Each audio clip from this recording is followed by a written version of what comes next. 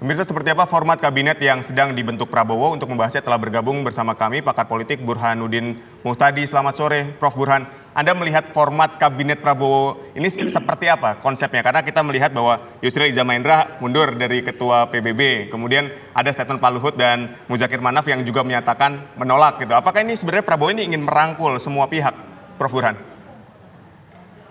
Ya, kalau kita melihat perkembangan terakhir di DPR terkait munculnya inisiatif untuk merevisi Undang-Undang Kementerian Negara yang sebelumnya membatasi nomenklatur kabinet maksimal 34 dan ternyata sudah disetujui termasuk juga oleh PKS dan PD Perjuangan, sepertinya ada kemungkinan postur kabinet di masa pemerintahan Prabowo Gibran akan diperlebar. Jadi tidak mungkin hanya 34. Tapi bisa 40 bahkan lebih. Nah, pertanyaan yang muncul kemudian adalah apakah sudah dihitung oleh Pak Prabowo sebagai presiden-elek terkait dengan plus minusnya. Plusnya tentu bisa mengakomodasi banyak kepentingan, termasuk membuka opsi untuk menarik kekuatan oposisi yang ada di luar ke dalam. Kalau pos kementeriannya itu diperbesar dengan asumsi akomodasi politik jadi lebih memungkinkan. Tetapi minusnya juga tidak terhitung banyak, termasuk dari sisi demokrasi akan menutup pintu buat munculnya checks and balance kalau semua kekuatan ditarik ke dalam kekuasaan, termasuk juga efisiensi dan efektivitas. Karena kalau diperlebar, itu big is not always beautiful. Jadi kalau diperlebar, diperbesar postur kabinetnya, maka kemungkinan terjadi overlap dan kemudian pembengkakan anggaran itu juga semakin besar. Dan jangan lupa kalau kita bandingkan dengan banyak negara, 34 pos kementerian yang sekarang ada saja sudah termasuk besar. Amerika setahu saya kurang lebih sekitar 15 menteri. Padahal penduduknya jauh lebih besar ketimbang Indonesia. Kemudian Inggris 21 kabinetnya. Jadi perlu dihitung secara matang plus minusnya supaya presiden terpilih nanti tidak direpotkan oleh overlap dan ego sektoral kalau misalnya menteri-menteri terlalu banyak, apalagi kalau semangatnya untuk akomodasi politik. Oke, baik. Ini menarik. Prof. Burhan kan menyampaikan ada kemungkinan postur kabinet ini lebih dari 34, bisa 40 atau bahkan lebih. Kalau begitu, Prof, ini kan informasi yang kami dapatkan di lapangan, Prof. Untuk penyusunan postur kabinet ini kan ada 3 unsur. Informasi yang kami dapatkan di lapangan, ada unsur Pak Jokowi, kemudian unsur Pak Prabowo Subianto, dan unsur dari partai politik pendukung Prabowo Gibran. Ini bagaimana peta perebutan kursi atau pos menteri ini? Nah, makanya kalau misalnya banyak akomodasi kepentingan yang dilakukan, sudah hampir pasti 34 kementerian pun tidak cukup. Jangan-jangan 40 pos kementerian juga nggak cukup. Kalau terlalu banyak akomodasi politik yang ditekankan. Dan Gina, bukan hanya 3 unsur yang punya potensi untuk mewarnai ya pembentukan kabinet mendatang, tapi juga misalnya kalau kita lihat postur kabinet sebelumnya, itu kan ada representasi dari TNI, ada representasi dari Polri, ada representasi berdasarkan wilayah, ada representasi berdasarkan gender, agama, dan banyak lagi. Jadi ada banyak kepentingan, makanya biasanya semakin banyak interseksi antar kepentingan tadi, semakin besar peluang buat menteri untuk terpilih. Jadi misalnya dia berasal dari kekuatan partai, saat yang sama juga punya profesionalitas, kemudian juga berasal dari kalangan Indonesia bagian timur, perempuan, itu pasti akan dinomorsatukan karena ada banyak interseksi. Tapi lagi-lagi yang punya interseksi semacam ini kan nggak banyak ya.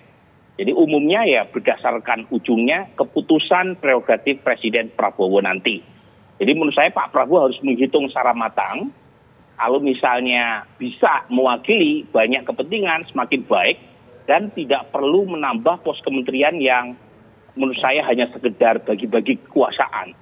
Karena bagaimanapun tantangan ke depan besar. Jadi saya melihat memang kalau misalnya dilihat perkembangan terakhir, unsur itu yang lebih mewarnai dan karenanya Pak Prabowo harus matang betul ya, karena jangan sampai tadi muncul overlap, kemudian ego sektoral, dan kalau menteri dari partai kan biasanya Gina, itu punya majikan tersendiri karena mereka punya ketua umum masing-masing kan.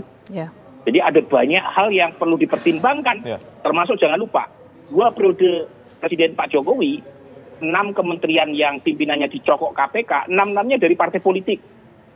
Jadi konflik kepentingan buat menteri yang berasal dari partai politik besar, meskipun kita akui mereka punya kepentingan dan kontribusi terutama dalam konteks pemenangan. Baik, Prof. Burhan, ketika melihat Pak Luhut ini kan menolak untuk menjadi menteri dan siap menjadi penasihat jika dibutuhkan. Kemudian ada Muzakir Manaf juga sama menolak bergabung di kabinet tapi siap untuk pemilihan Gubernur Aceh misalnya. Nah, apakah dengan adanya penolakan dari kedua tokoh ini membuktikan bahwa sudah ada ajakan dari Pak Prabowo untuk mengajak kedua tokoh besar ini untuk bergabung ke dalam kabinetnya? Kalau Pak Luhut saya yakin mungkin sudah ada pembicaraan informal. Tapi kalau Pak Muzakir Manaf saya tidak tahu persis ya. Apakah Pak Muzakir betul-betul ditawari oleh Pak Prabowo dan apakah tawaran tersebut bukan amis-amis lambe ya, tetapi betul datang dari Pak Prabowo atau tidak, saya tidak tahu. Karena bagaimanapun untuk konteks Aceh, kita tahu ya, Aceh kan dimenangkan secara telak oleh Mas Anies. Artinya, kalaupun toh Pak Muzakir Manaf mengklaim membantu pemenangan secara elektoral di Aceh, secara bukti menunjukkan bahwa Pak Prabowo kalah telak di Aceh. Nah untuk Pak Luhut tentu lain ya size-nya, karena Pak Luhut ini kan pertama orang dekat Presiden Jokowi dan saat yang sama mantan komandan Pak Prabowo, dan Pak Prabowo sendiri beberapa kali mengatakan once a commander, always commander. Jadi dugaan saya memang Pak Luhut mungkin ditawari oleh Pak Prabowo, tetapi memang ada persoalan tersendiri karena bagaimanapun Pak Luhut selain sudah senior, beliau juga sudah sakit kan. Jadi beberapa waktu lalu cukup lama beliau cuti karena sakit yang cukup menyita waktu. Jadi dugaan saya faktor usia dan sakit itu yang membuat Pak Luhut tidak bisa membantu sebagai menteri, meskipun membuka diri untuk memberikan nasihat. Oke, Prof. Burhan, kita ingin mendalami lagi tadi soal perebutan kursi pos menteri tadi ya. Kan ada beberapa unsur tuh ya, ada dari Pak Jokowi, kemudian Pak Prabowo dan juga partai politik pendukung Prabowo Gibran termasuk kelompok partisan non partai misalnya para relawan. Nah ini dengan banyaknya unsur ini, Prof. Burhan, bagaimana kemudian peran sentral dari Pak Prabowo sebagai pemilik hak prerogatif? Perebutannya petanya seperti apa di internal kalau prediksi Prof. Burhan? Jadi Pak Prabowo harus tampil sebagai presiden yang sesungguhnya. Di presiden elect sesuai dengan konstitusi yang menentukan 100% apakah seseorang masuk dalam skuad kabinet atau tidak. Terlepas apakah nama-nama tersebut berasal dari kantong tokoh-tokoh lain. Jadi ujungnya adalah Pak Prabowo. Dan menurut saya bisa mengikuti saran, bisa juga tidak. Dan siapapun yang memberikan saran kemudian ditolak misalnya oleh Pak Prabowo, jangan marah. Karena Pak Prabowo yang mendapatkan mandat dari rakyat. Jadi baik buruknya ada di tangan Pak Prabowo. Meskipun nama-nama lain pasti akan punya kepentingan untuk memasukkan. Dan bukan hanya dari Pak Jokowi, tapi juga dari kalangan partai politik. Ya. Jadi yang harus ditegaskan dari awal adalah kalau salah pilih, itu yang kena Pak Prabowo. Bukan yang mengusulkan. Dan karenanya Pak Prabowo jangan sampai salah pilih. Saya ketika menyebut tadi 6 menteri pada masa Pak Jokowi, 6-6-nya itu tercokok KPK dan berasal dari partai politik. Itu bukan berarti partai politik buruk, tetapi fakta empiriknya memang ke-6-6-nya adalah kader dari partai politik yang disodorkan oleh partai politik. Dan pada titik itu Pak Prabowo seringkali atau presiden siapapun yang terpilih itu seringkali tidak enak atas permintaan partai politik yang mendukungnya. Makanya menurut saya yang lebih baik buat Pak Prabowo atau siapapun nanti presiden, partai yang mendukungnya itu silakan mengusungkan nama, tetapi kalau nama yang diperlukan untuk jadi menteri 3, itu sebaiknya partai politik diminta untuk mengusulkan 9. Jadi bukan hanya 3 nama menteri, tetapi 3 kali 3. Sehingga presiden terpilih itu punya keleluasaan. Meskipun ujungnya cuma 3 pos kementerian yang dipilih dari satu partai, tetapi beliau tidak di fait accompli untuk memilih nama yang ada, tetapi diberi keluasan untuk memilih dari beberapa nama. Dan itu yang ideal menurut saya. Ya, daripada misalnya di fait accompli nama yang tidak bisa ditolak. Dan termasuk misalnya relawan. Ini pada masa Pak Jokowi ya dikenal relawan, kemudian ada pos kementerian yang dipegang oleh relawan. Menurut saya juga perlu dipertimbangkan apakah relawan masih relevan untuk mendapatkan pos kementerian. Karena bagaimanapun ya, fungsi relawan namanya juga relawan. Kalau nggak rela, ya berarti bukan relawan kan begitu. Tapi lagi-lagi ini satu hal yang kembali ke Pak Prabowo. Misalnya zaman Pak Jokowi, wakil menteri itu ada sekian pos kementerian. Baik. Tetapi biasanya wakil menteri itu berasal dari profesional atau partai yang tidak lolos PT. Nah sekarang apakah itu mau dilanjutkan atau tidak Aditya, tergantung Pak Prabowo. Baik, misalnya ya, PBB, PSI kan tidak lolos PT.